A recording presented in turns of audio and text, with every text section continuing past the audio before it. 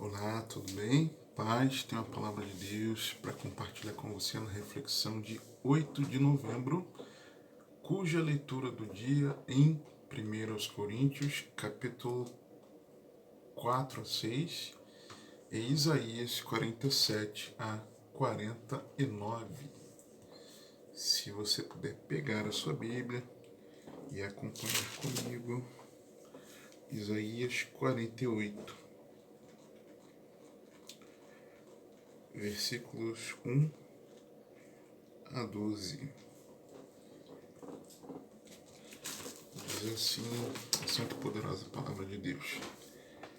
Ouvi isto, casa de Jacó, que vos chamais do nome de Israel, e saístes das águas de Judá, que jurais pelo nome do Senhor e fazeis menção do Deus de Israel, mas não em verdade nem em justiça.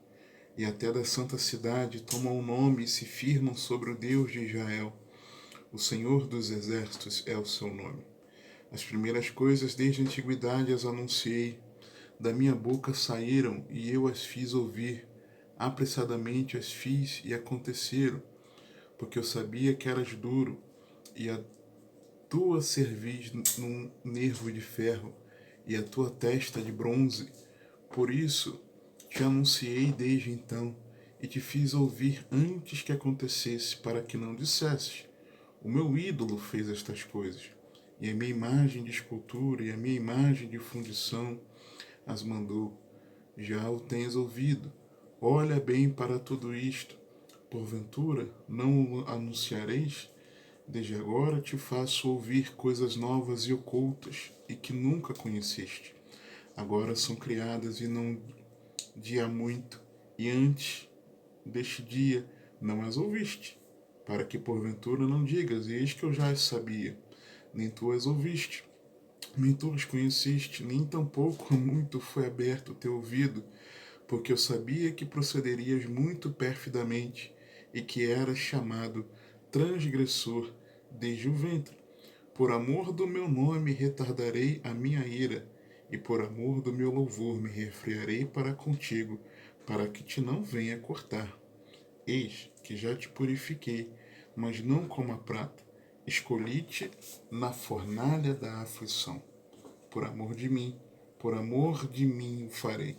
Porque como seria profanado o meu nome, e a minha glória não a darei a outro. Dá-me ouvidos, ó Jacó, e tu, ó Israel, a quem chamei. Eu sou o mesmo, eu o primeiro, eu também o último. Muito bem. Eu não sei, mas talvez é possível. O que você entende que está acontecendo e aumentará no meio da igreja, com a igreja, melhor dizendo? Porque olhando para as escrituras, onde vemos Deus tratando com o seu povo e atentos ao que tem acontecido conosco, é evidente que o caminho proposto pelo Senhor é da igreja uma fornalha da aflição. A igreja na fornalha da aflição. Me parece muito evidente isso aqui, né? Da igreja sendo provada na fornalha da aflição. Olhando rapidamente aqui para o contexto do capítulo 48, nós vemos uma exortação de Deus para com Israel. Por que uma exortação? Deus aqui está repreendendo a infidelidade de Israel. É o que está falado aqui no capítulo 48. Nós vemos, podemos notar aqui, olhando para o texto, Deus ele vem cumprindo, dizendo que ele vinha cumprindo o livramento de Israel do cativeiro por meio das mãos de Ciro. Capítulo 45 fala bastante sobre isso, né? Chama até ele pelo nome, e anos antes, é interessante notar, há quem diga que Ciro de fato libertou o povo do cativeiro, Babilônia caiu, e aí é, é, outra, outro império se levantou, né? Porque mostraram a Ciro o texto de Isaías, o que está aqui para nós é o capítulo 45, e ele entendeu que era ele que Deus estava profetizando, então ele libertou ao povo, como Deus havia dito. Então Deus vem chamando as nações a olharem para ele, ainda no 45, Deus fala da queda dos ídolos de Babilônia, Deus vem trazendo a queda da Babilônia no 47, e aqui no 48 Deus traz essa exortação, essa repreensão para o infiel Israel. Quando nós olhamos para cá, nós vemos uma denúncia de Israel por idolatria. Eu vou ler mais uma vez os versos aqui. Uma idolatria, nós vemos aqui. Podemos olhar aqui também uma obstinação, tá? E hipocrisia. Idolatria, uma obstinação e hipocrisia. Isso se parece com a igreja de nossos dias? Responda para si mesmo. E aqui, escarnecendo, né? Eles escarnecendo do verdadeiro profeta, tá? A nação confiava mais nos seus ídolos secretos e o povo necessitaria de uma purificação através do cativeiro. Não tem o que fazer. Não tem o que fazer. É o que Deus já começou a fazer. E muito mais fará. Nós precisamos entender isso o quanto antes. Porque senão, as coisas que acontecem ao nosso redor, na nossa vida, e vão se intensificar, isso vai, ao invés de nos levar para mais próximo do Senhor, isso vai nos fragilizar, isso vai nos apavorar. Vamos lá. Versículos 1 e 2. Ouvi isto, casa de Jacó, que vos chamais do nome de Israel, e saíste das águas de Judá, que jurais pelo nome do Senhor, e fazeis menção do Deus de Israel, mas não em verdade, nem em justiça. E até da santa cidade tomam o nome e se firmam sobre o Deus de Israel, o Senhor dos exércitos é o seu nome. O que nós vemos aqui? Aqueles que se dizem pertencer a Deus, mas na verdade não amam o Senhor em sinceridade. Hipócritas. Hipocrisia. E como é que você pode dizer que a igreja não tem amado o Senhor em sinceridade? Jesus disse: aqueles que me amam guardam os meus mandamentos. É simples assim. Fato é que a maioria dos que se chamam pelo nome do Senhor não vivem a palavra de Deus. Logo, não amam ao Senhor. Logo, não são salvos. É simples isso.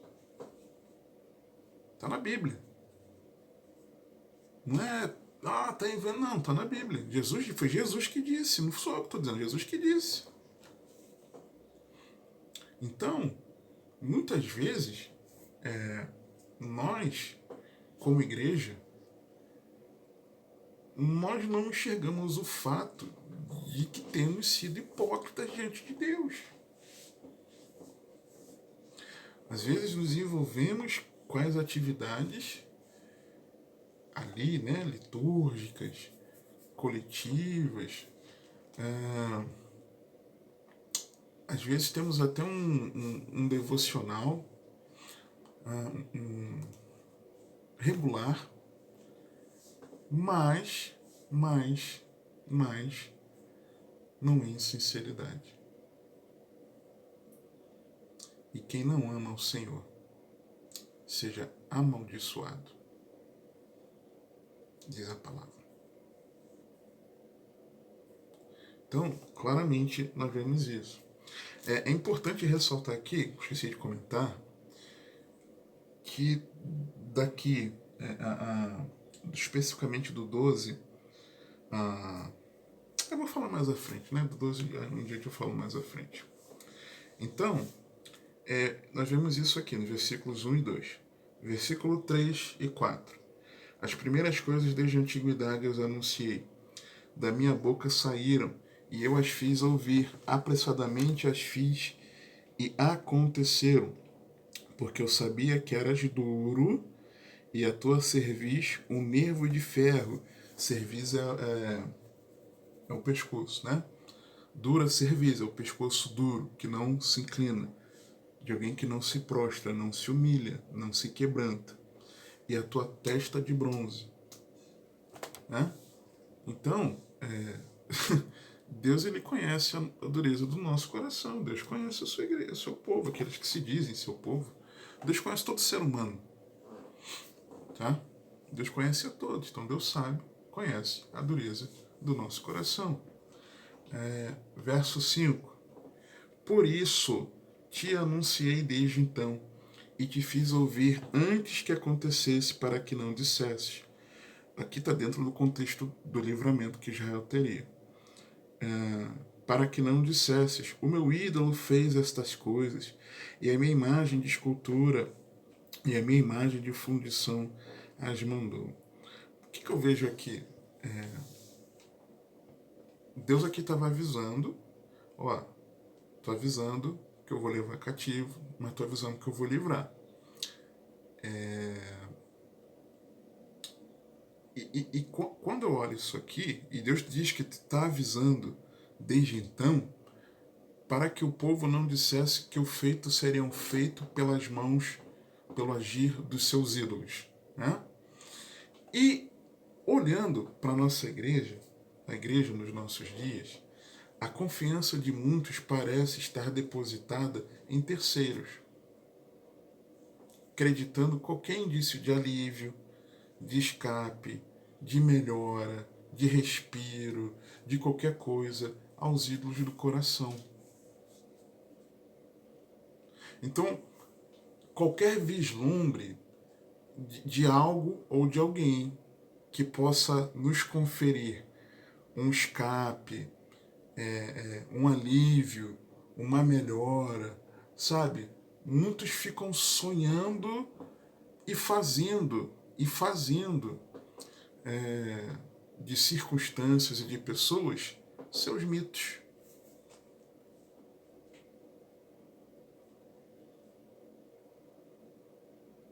Quem ouça, entenda. O que a igreja tem feito? Você sabe. Então, Deus está falando. Depois, versos 6 a 8. Já o tens ouvido. Olha bem para tudo isso. Uma pausa. E ídolos aqui, é interessante a especificação do texto. Fala da imagem de escultura,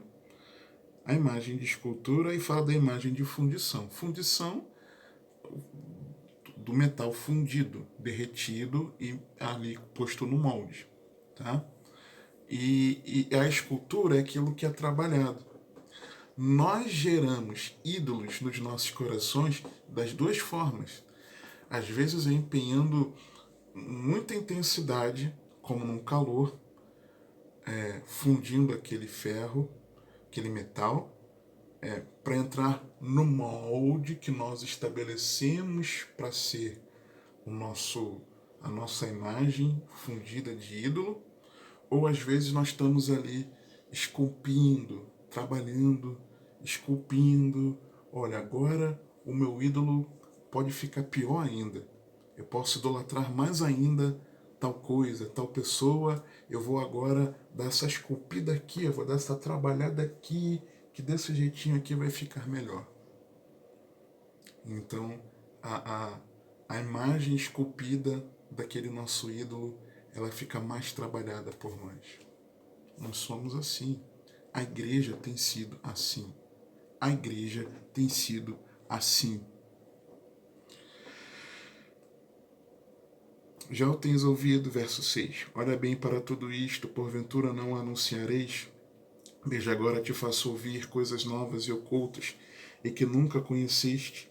Agora são criadas e não de há muito, e antes deste dia não as ouviste, para que porventura não digas, eis que eu já sabia. Nem tu as ouviste, nem tu as conheceste, nem tampouco há muito foi aberto o teu ouvido, porque eu sabia que procederias muito perfidamente e que eras chamado transgressor desde o ventre.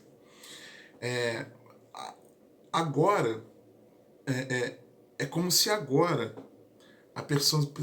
muitos têm despertado, a percepção de muitos tem sido mais aguçada, muitos têm se dado conta do que Deus veio fazendo ao longo da história e continuará fazendo ao seu povo. Muitos têm despertado. Muitos têm despertado que, puxa, Deus está agindo.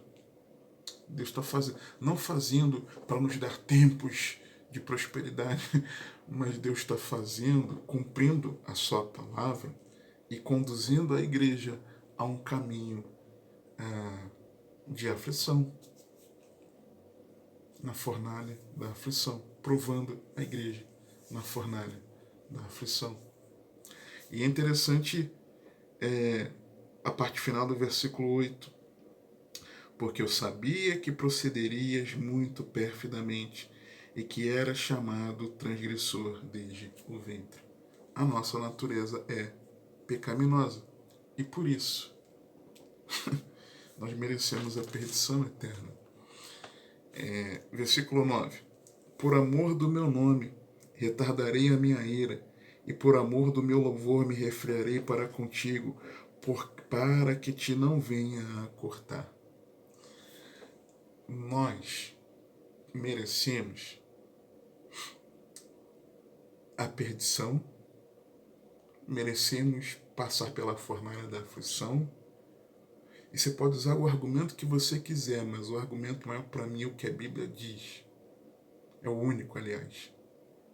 E olhando para as Escrituras e olhando para a igreja, é o que nós merecemos, sim. E é o que Deus tem falado, sim. Ok? E aí, eu estou falando da igreja no contexto global, tá? Só que, versículo 9, nós vemos como Deus é misericordioso e tem nos dado tempo de arrependimento. Não porque nós mereçamos, mas Deus está fazendo isso por amor do seu nome. Por amor do seu nome. Para o louvor dele. Deus nos está dando tempo de arrependimento. Versículos 10 e 11. Eis que já te purificarei, mas não, algumas versões acrisolei, né? Mas não como a prata, escolhi-te ou provei-te na fornalha da aflição.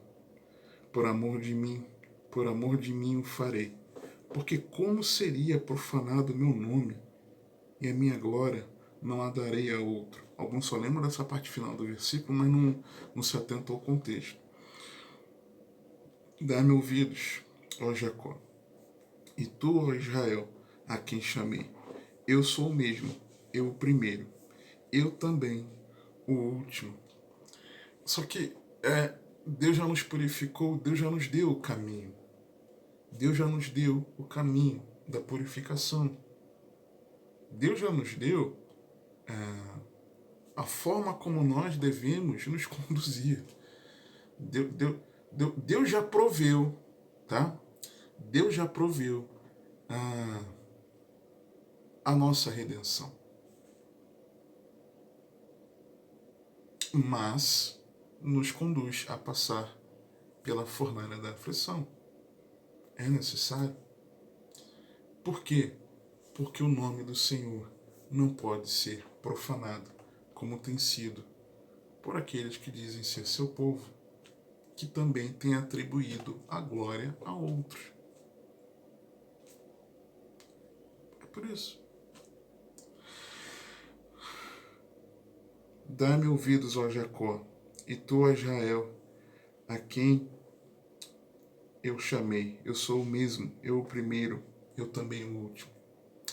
Deus, que antes do início e continuará sendo após a consumação de todas as coisas, Ele nos chama a nós darmos ouvidos a Ele. Ele que é o primeiro e o último. Ele que é o alfa e o ômega. Ele que é desde o princípio. Já era. Desde o princípio. Que é e continuará sendo, mesmo na consumação de todas as coisas. Mostrando que Ele é soberano. Que Ele está em todo o tempo no trono. Em todo o tempo governando. Ele nos chama a nós darmos ouvidos a Ele. E a fornalha da aflição, ela vai passar. Versos 7 a 14, capítulo 49. Assim diz o Senhor, o Redentor de Israel, o seu santo, a alma desprezada, ao que a nação abomina, aos servos dos que dominam. Os reis o verão e se levantarão, como também os príncipes, e eles diante de ti se inclinarão, por amor do Senhor que é fiel, e do Santo de Israel que te escolheu. Assim diz o Senhor, no tempo aceitável te ouvi, e no dia da salvação te ajudei, e te guardarei, e te darei por aliança do povo, para restaurares a terra, e dar-lhes em herança as herdades assoladas, para dizeres aos presos, saí, e aos que estão em trevas, aparecei. Eles pastarão nos caminhos, e em todos os lugares altos haverá o seu pasto. Nunca terão fome, nem sede, nem o calor, nem o sol os afligirá, porque o que se compadece deles os guiará e os levará mansamente aos mananciais das águas. E farei de todos os meus montes um caminho, as minhas estradas serão levantadas. Eis que estes virão de longe, e eis que aqueles ao norte e no ocidente, e aqueles outros da terra de Sinim. Exultai, ó céus, e alegra-te, ó terra, e vós montes estalai com júbilo, porque o Senhor consolou o seu povo, e dos seus aflitos se compadecerá. O Cordeiro, aquele que se compadece de nós, cuidará do seu povo. E isso me faz lembrar aqui na consumação de todas as coisas, me lembra de Apocalipse, capítulo 7, versos 9 a 17. E é interessante que o texto de Apocalipse 7, de 9 a 17, fala do contexto dos mártires na grande tribulação. E João escreve o que escreveu lá, que nos lembra aqui o que Isaías escreveu no livramento da aflição. Quem ouça entenda. Depois destas coisas olhei, e eis aqui uma multidão, a qual ninguém podia contar, de todas as nações e tribos e povos e línguas, que estavam diante do trono e perante o Cordeiro, trajando vestes brancas e com palmas nas suas mãos, e clamavam com grande voz, dizendo: salvação ao nosso Deus, que está assentado no trono, e ao Cordeiro. E todos os anjos estavam ao redor do trono, e dos anciãos e dos 4 seres, e prostraram-se diante do trono sobre seus rostos, e adoraram a Deus, dizendo: amém, louvor e glória, sabedoria e ação de graças, e honra e poder e força ao nosso Deus, para todo sempre. Amém. E um dos anciãos me falou, dizendo: estes que estão vestidos de vestes brancas, quem são? E de onde vieram? E eu disse-lhe: Senhor, tu sabes. E ele disse-me: estes são os que vieram da grande tribulação, e lavaram as suas vestes e as branquearam no sangue do Cordeiro. Por isso estão diante do trono de Deus e o servem de dia e de noite no seu templo. E aquele que está sentado sobre o trono os cobrirá com a sua sombra. Aí parece o versículo 10 agora. Nunca mais, de Isaías 49, nunca mais terão fome, nunca mais terão sede, nem sol, nem calma alguma cairá sobre eles, porque o Cordeiro que está no meio do trono os apacentará e lhes servirá de guia para as fontes vivas das águas, e Deus limpará de seus olhos toda lágrima. A aflição vai passar. Só que no versículo 14, porém Sião diz: já me desamparou o Senhor, e o meu Senhor se esqueceu de mim. Muitos não confiam no que está escrito, prometido por Deus, e agem como se Deus tivesse desamparado a igreja.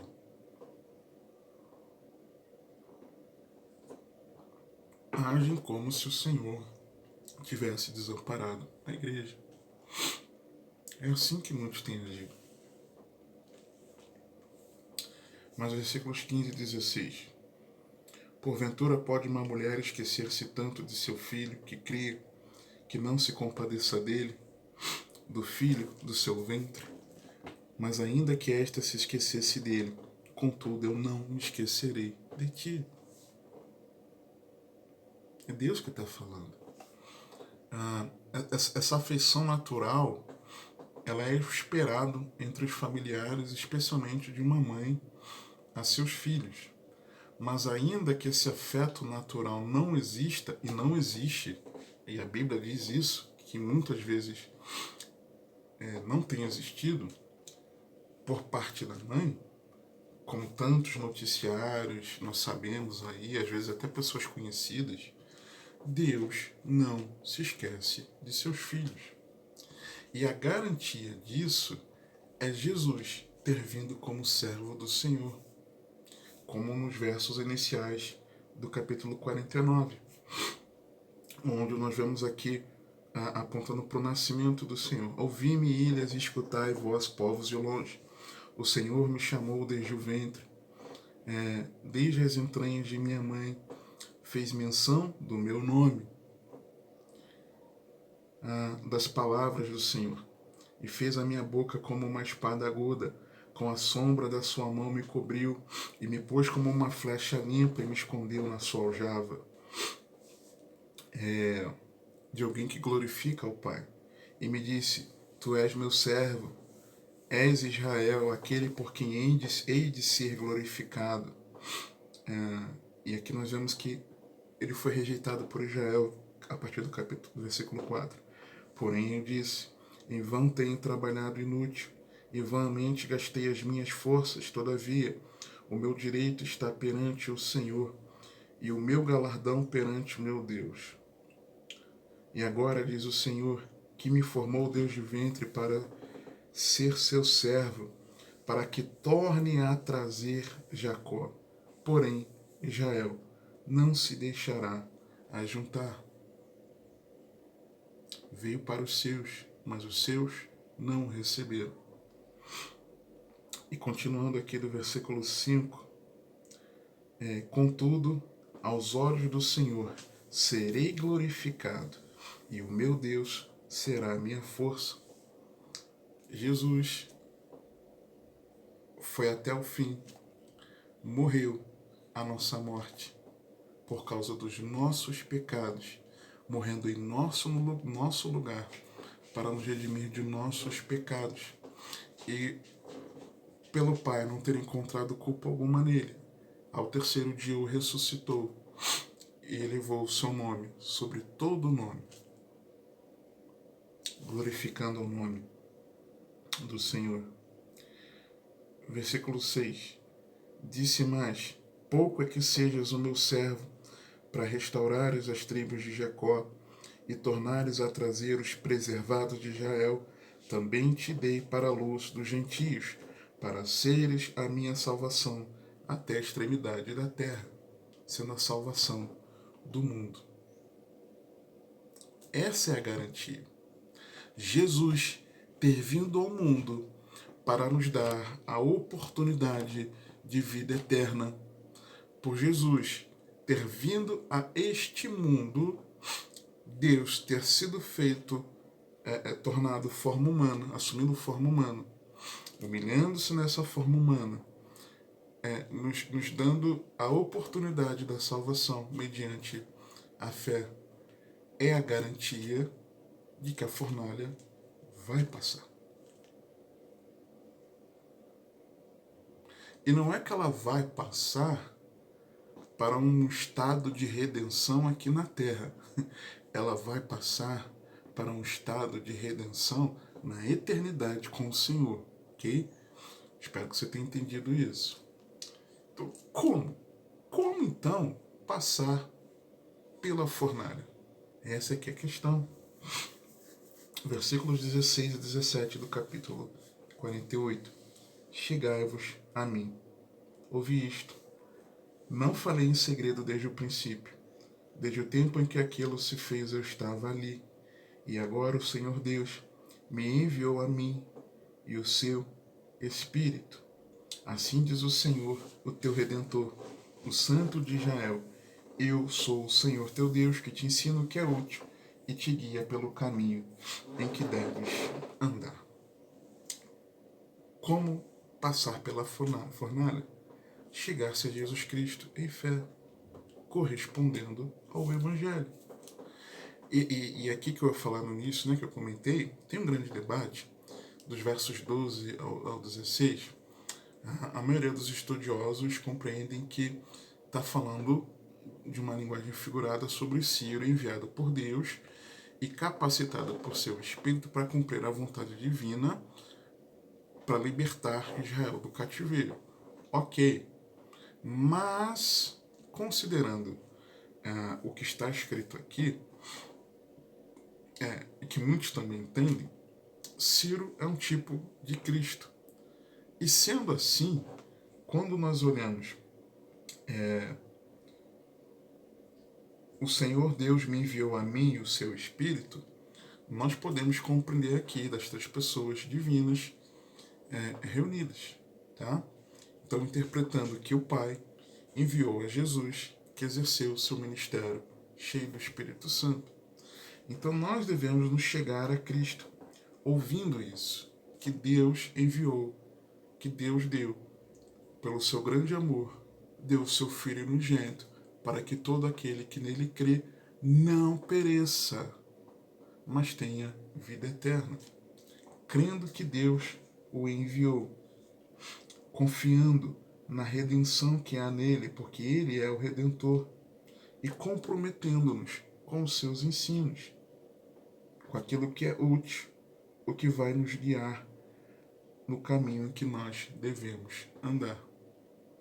O problema é que a igreja está exatamente entrando na aflição porque não tem uma verdadeira fé em Jesus. Não crê de verdade que Jesus veio ao mundo confiando nele para a redenção e não nas suas obras, e nem se comprometendo com seus ensinos. Por isso, nós precisamos, de verdade, rendermos as nossas vidas em fé a Jesus Cristo, porque Ele é o Redentor e Ele é a garantia que Deus nos deu de que a fornalha da aflição vai passar, mas nós precisaremos passar por ela. Que o Senhor te abençoe e te guarde, que Ele te conduza e governe a sua vida, porque você tem acesso.